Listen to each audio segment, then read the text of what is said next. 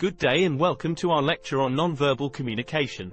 In this lecture we will be covering some of the basics about understanding nonverbal communication and body language by first going over what it is, the different categories, how they are connected in performance, and a couple of ways to improve your skills in nonverbal communication. Many people are not aware of the way the nonverbal cues come off when they are communicating, so this lecture is focused on helping you understand how to recognize your own nonverbal communication habits, and also how to use them in your narrative performances. So let us first begin with a basic understanding of what nonverbal communication is. The general definition is the use of communication based on the person's use of their body. It entails most physical communication outside the verbal context and is focused on the observation of body motions. It is important to understand that nonverbal communication is bound by our culture. What nonverbals communicate in one culture may communicate something different in another culture. For the purpose of simplicity, we are going to approach nonverbal communication through our own culture. In narration performances, we are specifically using our nonverbal communication skills to call attention to the story we are performing, and is to help the audience interpret the story. This differs somewhat from public speaking in that when giving a speech, your body language and nonverbals are to be more subtle and should not draw attention to themselves. Narrative performance uses body language to specifically draw attention to itself for the purpose of interpretation.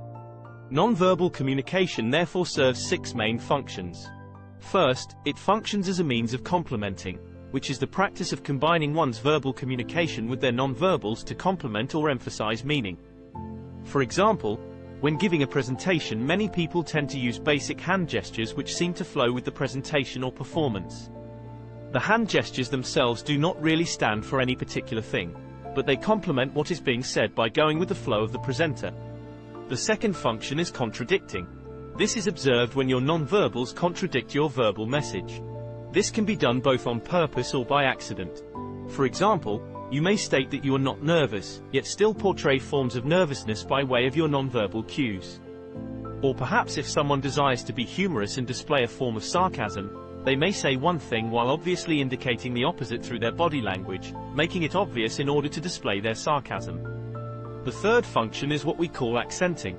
This is the use of nonverbals as a means to emphasize a portion of the verbal message, usually by pairing a word and gesture together. For example, yelling the word "no" while slamming your hand on the table.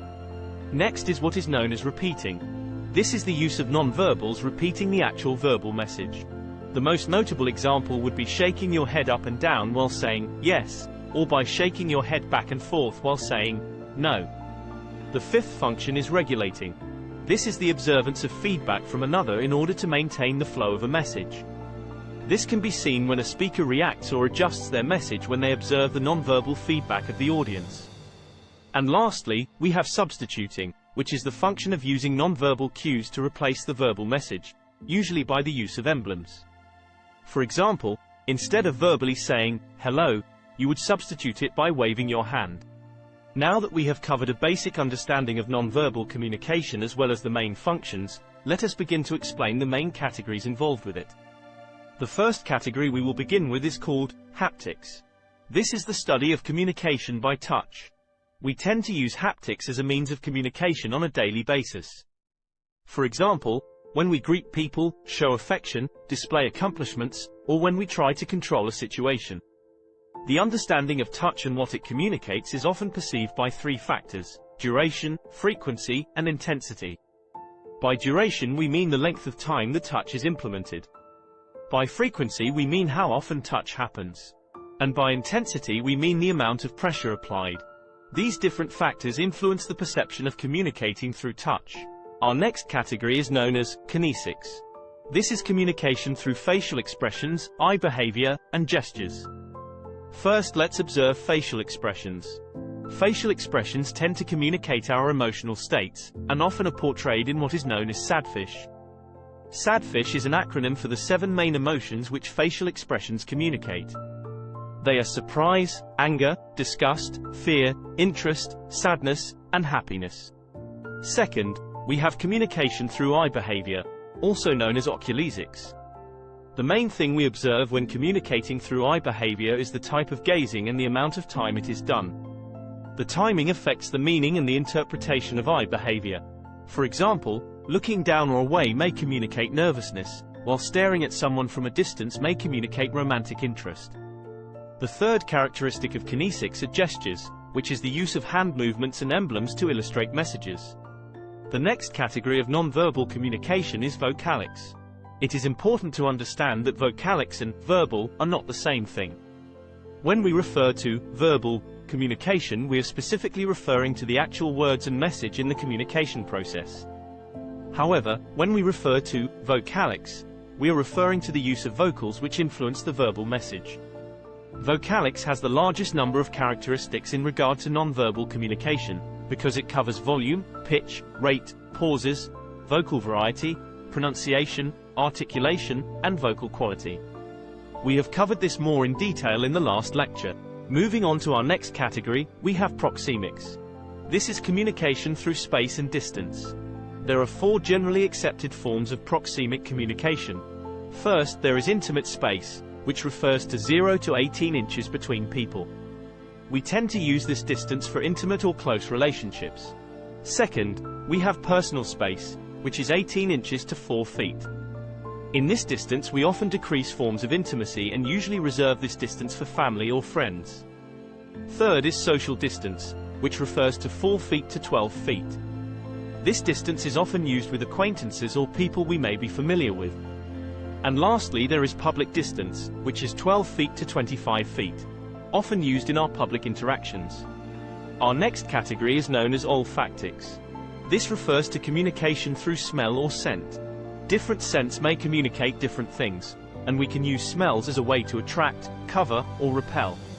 In our culture we often spend much of our time controlling scent, as we tend to abhor repellent smells. For example, if you were to look in your house you would notice that practically all your products have added scent to them. Your deodorant, shampoo, lotion, toothpaste, detergent, cologne, perfume, even your foods have added scent to them.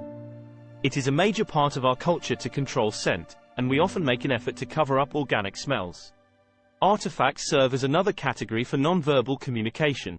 These refer to adornment and articles we use in our appearance. For example, we choose certain clothing styles, colors, designs, that tend to fit how we perceive ourselves. It also entails jewelry, glasses, headgear, hairstyles, and so on. Most people use artifacts to non-verbally communicate who they are or how they keep themselves. Our last category of non-verbal communication is known as chronemics. This is the use of time to communicate. Chronemics is divided into 2 main subjects, monochronic and polychronic. Monochronic refers to perceiving time as structured, task-oriented, and linear. Cultures and people who perceive time in this sense tend to take time seriously, using it to achieve tasks, not wasting time, and being very objective. Polychronic, on the other hand, is perceiving time as more fluid, less rigid, focused on multitasking and not as structured. In our culture, for example, we tend to use chronemics in a monochronic way, that is, we are very structured and value our time. I am sure many of you have heard the old saying in our culture, time is money. This would be a perfect way to sum up our culture's view on time. Although there are many nonverbal categories, there are generally specific ones which are used in narrative performance. They are vocalics, oculesics, facial expressions, posture, gestures, and artifacts or attire. As mentioned, we have already covered vocalics in the previous lecture, so we will not discuss it here. So we will begin with oculesics, which is our eye behavior. In oral narration, we use eye behavior to connect our material and the audience, and it is used as a tool during our performance. The use of our eye contact will be determined on the narration piece as well as the specific characters you are portraying. The use of our eye behavior in performance differs from its use in speeches due to focal points. In speeches, eye contact is generally used to scan the audience and make them feel connected to the speech. In narration performance, we are using focal points. There are 4 types of focal points in this context: audience, offstage, onstage, and inward. The focus on the audience refers to the performer looking directly at the audience. This allows the audience to be pulled into the performance and is often done in the introduction portion. It may also be done during a performance when a persona is addressing the crowd. The focus off-stage focal point refers to the performer speaking to a specific person or persona, but not the audience. This is often used when switching between characters in the performance, and would be confusing if used on the audience because the performer would be treating them as a persona. The focus on stage is when the performer uses eye contact with another performer on stage, and is often done with other people and not when the performance is solo. Lastly, focus inward refers to eye behavior towards no one specific, but on the performer themselves. This may sound odd, but this can be understood if you have ever observed a performer gazing off as if pondering or thinking, reflecting on their own thoughts. In your narrative performance you will often use many of these focal points throughout your performance. Moving on, we have facial expressions. As mentioned earlier, your facial expressions will communicate emotional states. However, in narrative performance you may also use them to represent different characters. This, along with vocalics, will give the audience an understanding of the distinctions between your personas. The performer will also use posture in their nonverbal communication. Along with facial expressions, posture will be used to convey the feelings of the characters you are representing. For example, the performer can use stiffness to represent nervousness, or dancing to convey joy. Or perhaps using a specific posture to represent the character as a whole. Along with posture you will also use hand gestures to help narrate imagery. As we mentioned, in performances you will make use of emblems, illustrators, and regulators with your hand gestures. For example, you can use gestures to represent frustration by throwing up your arms, or impatience by rubbing your hands together. Lastly, you will use attire and artifacts as adornments as well. In narration performance this differs from theater in that theater often uses costumes for personas. In oral narrative you use attire and artifacts to set themes or moods regarding your performance. Rather than using a whole costume, performers will often use smaller symbols such as logos, specific colors, jewelry, or a small piece of attire such as a baseball cap or scarf. Now that we have covered the basic functions and categories of nonverbal communication, let us move on to our final point on 2 basic ways to begin improving your nonverbal skills. The first practice to begin with is what we call developing a nonverbal mindset. This means becoming more aware of your own nonverbal cues and the role they play in your performance. You must get into the mindset that your nonverbal cues actually affect the way you come across in your narrative, so it is important to analyze yourself and understand what exactly your nonverbal cues are. The second practice to begin improving your nonverbal communication is known as nonverbal immediacy. This is the practice of physically and psychologically practicing your nonverbal cues to become better at using them. For example, once you have begun developing a nonverbal mindset, you want to begin making the effort to improve those skills in your performances.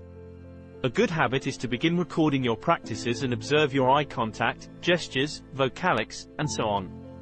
This will allow you to see some room for improvement and you can find ways to work on those specific areas.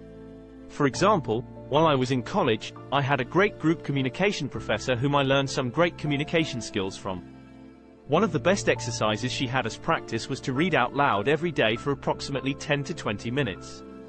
This was meant to begin disciplining ourselves not only on our vocalics, but also to understand how to correctly communicate meaning with fluctuation.